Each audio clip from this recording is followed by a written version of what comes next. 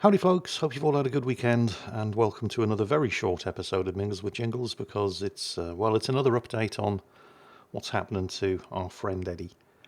And it didn't really seem appropriate for me to be doing a regular episode of Mingles with Jingles, talking about stuff that at the end of the day doesn't really matter when my best friend's lying in hospital dying of cancer. In so much as there can be any good news in this episode, I suppose the good news is that this is not a memorial episode for Eddie, which is what I fully expected it to be after the events of the previous week. So I mentioned in the last update that after 5, possibly 6 days of delays, while not being able to eat any solid food at all, because you can't eat anything before going under general anaesthetic, and also, they're operating on his stomach and his bowels, so they don't want any food in there. But because more important cases, people who were going to die today, if they didn't get into the operating theatre for surgery, they kept coming in. And while Eddie was going to die, he wasn't going to die today. So this went on for 5 or 6 days of not being able to eat anything because he was going in for surgery the next day, and then not going in for surgery the next day. So for a week, basically, he's being fed through a tube. But then they got him into surgery and didn't do the surgery. And at the time, when I posted the update last week, didn't know why, but now I do. You see, the whole point of the surgery was to put in, I think they call it a stoma, but they're bypassing from one healthy section of his gut to another healthy section of his gut to get around the cancer so that he can actually start feeding himself and build up his strength so that he can survive chemotherapy. But when they opened him up and had a look, there was so much cancer in his gut that they literally could not find a healthy piece of gut to run the bypass from and to. So Eddie was already so weak that chemotherapy would kill him. And with the failure of the stomach surgery, there was no way he was ever going to get strong enough so that chemotherapy wouldn't kill him. So I was at the hospital visiting him on, I think, Tuesday last week. And by coincidence, I was there at the time when the consultant, along with the registrar and another consulting doctor, came in to discuss what was going to happen. And they made it very clear that there was no way they could put him on chemotherapy. It would kill him faster than the cancer.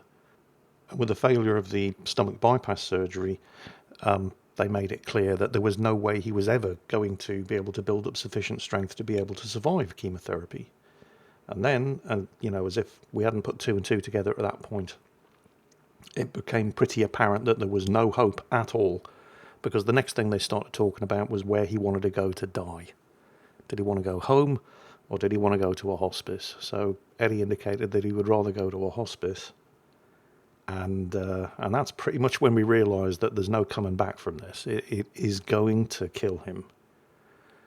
A couple of days later, 5 o'clock Thursday morning, I get a telephone call from Eddie's mother saying that he's fading fast, he's probably not going to last the day, and he wants to see me. So I haul my arse out of bed and I get over to the hospital, and it wasn't good. He was barely lucid most of the time I was there. Although there were, moments where most of the time he just didn't really seem to know or really understand where he was and why he was there. He kept saying, I need to get to my... because they'd moved him from the ward into a private room. And he didn't understand why he was in a private room. He kept saying he needed to get back to the ward because there were people coming in that he needed to speak to, even though, I'm standing right there. He was very confused.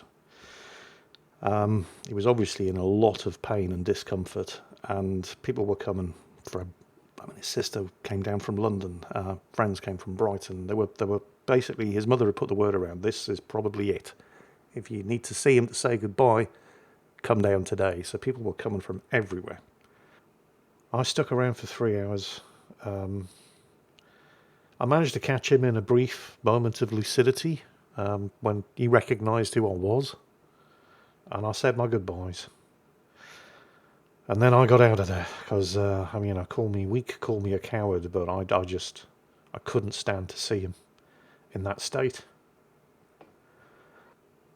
Nobody expected him to survive that day, and then he did.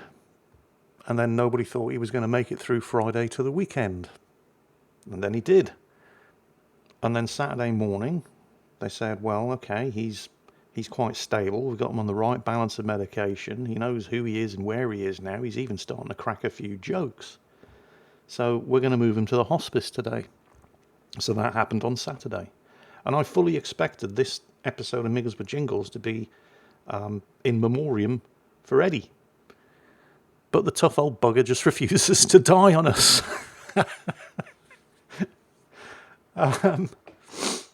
So, yeah.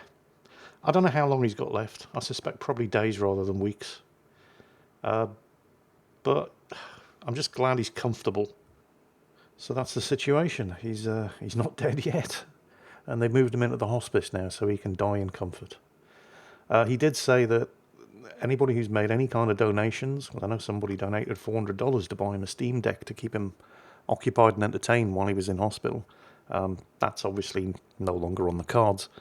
And he did say he would like that money and any money like that to be donated towards the hospice where he's going to die, because it is a charity and it does rely on charitable donations. So assuming nobody objects, that's what I'm going to do. So that's the situation. Eddie wanted me to thank everybody for their best wishes. And if, as usual, I mean, if anything changes, I will let you all know. Although at this point, if there's any change, it's not going to be good news. So thanks for listening. Thank you again for all of your thoughts and prayers.